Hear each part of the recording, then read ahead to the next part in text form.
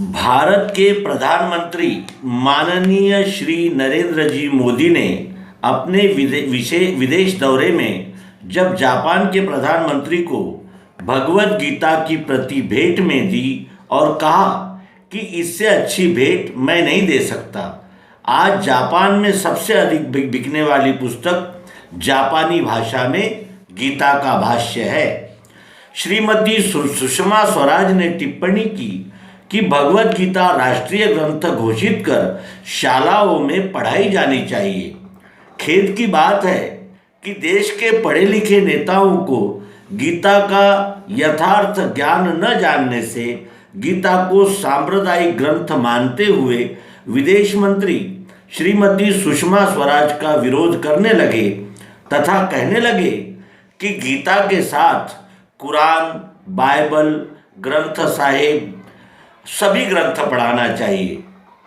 उपरोक्त ग्रंथ किसी विशेष पंथ या संप्रदाय के ग्रंथ है और उसमें परमेश्वर की उपासना के निर्देश किए हुए हैं।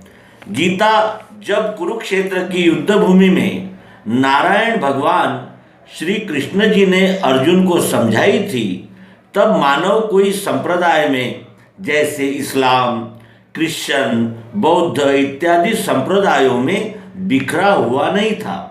वे सभी मानव थे और मानवीय धर्म की शिक्षा निष्ठावान शिष्य अर्जुन को दी थी।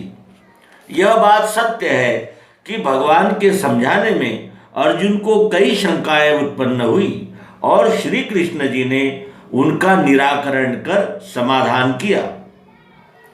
उसी में अनेक प्रश्न, कर्म क्या, अकर्म क्या, विकर्म क्या तथा भक्ति किसे कहते हैं इत्यादि का स्पष्टीकरण गीता में है।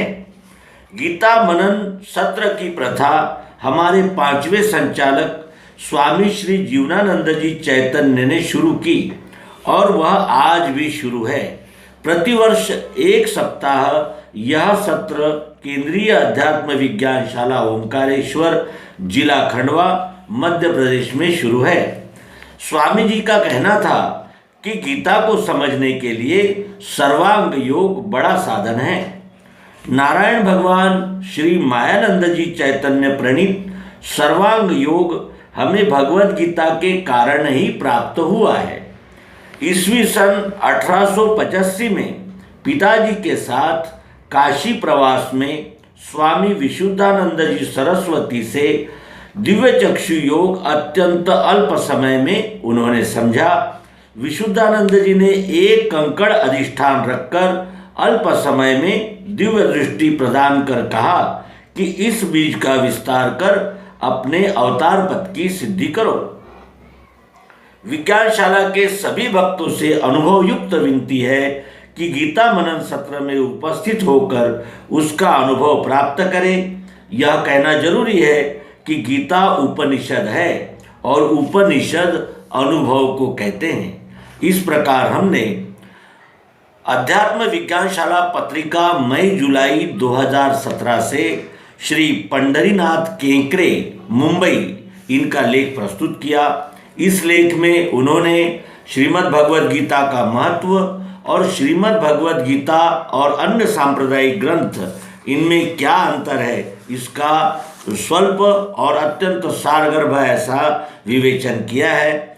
हम भी इस अवसर पर भारत सरकार से मांग करते हैं कि जिस ग्रंथ से सभी सच्चरित्र, नीतिवान और अपने अपने वर्ण में यानी जिसे कहते हैं प्रतिष्ठित हो, ऐसा प्रेरक ग्रंथ श्रीमद् भगवद गीतोपनिषद शालाओं में पढ़ाया जाए, जिससे हमारे नागरिक सच्चरित्र और जिसे कहते हैं निष्ठावान और आदर्श ऐसे नागरिक यानी बनेंगे।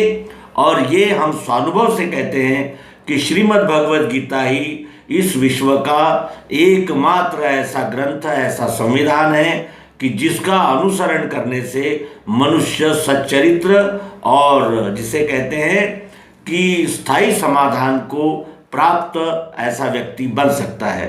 तो मित्रों, इस निमित्त से आप सभी इस मांग को दोहराते रहें और ये मांग अवश्य ही पूरी होगी। इस आशा के साथ नर्मदे हर, सद्गुरु भगवान की जय।